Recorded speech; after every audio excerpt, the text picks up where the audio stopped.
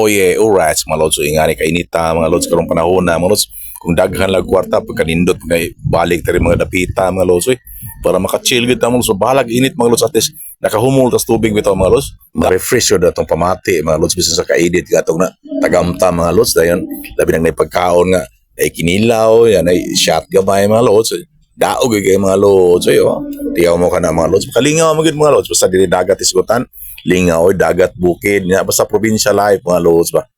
Lami kay basta probinsya kay malingaw ka kaya way saba si mudunggan bitaw kanang chill ra kay ang palibot mga lods. Labi na sa panahon kasi kagabihon mga lods nga. Ma-feel mo bisag init kay ang panahon mga lods ini kagabi kay basta init kay mga lods ini kagabi bugnaw ang panahon na mga lods. So right so din tapita mga lods so, sa may Enchanted River mga lods. So lami lagoy langoy mga lods kay ang tubig dir lapita mga lods. So murag na ice good mga lods.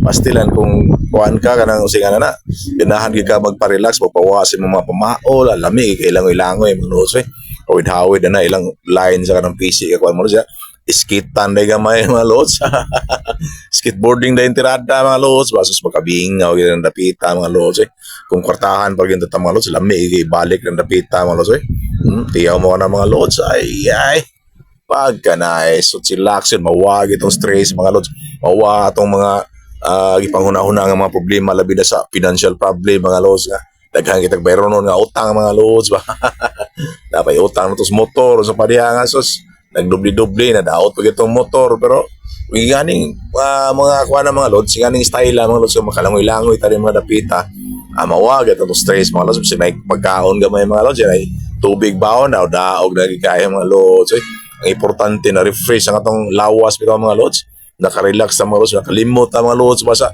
atong mga ihambin nga mga problema mga lods ba. Alright, so lami kayo langoy-langoy, ibuting-buting, alright, and pasilong rin sa mga kakahuyan sa probinsya mga lods.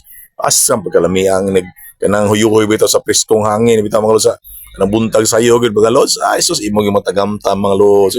Ani nakanindot sa probinsya gid mga lods kay feel ni mo murag kay nas paraiso bitaw mga lods. Pagkanindot gid pero lagi kasi kwarta kinahanglan gyud kay kwarta mga lods. Once mo bakasyon ka mga lods kinahanglan lagi kay hapin mga lods mga financial mga lods ba kay wara gyud lingaw yung pagbakasyon makapalit kag sa imong ganahan, makapalit kag labas nga isda, makapalit kag kanang presko nga mga kanang karne nga imong subaon pagkakaroon sa pagluto nimo diha, makapalit kag mainom, makapalit kag bisag tuba na lang, alright. Then makajam sa kasi imong mga barkada, mga kaigagawan, mga kaigsuonan.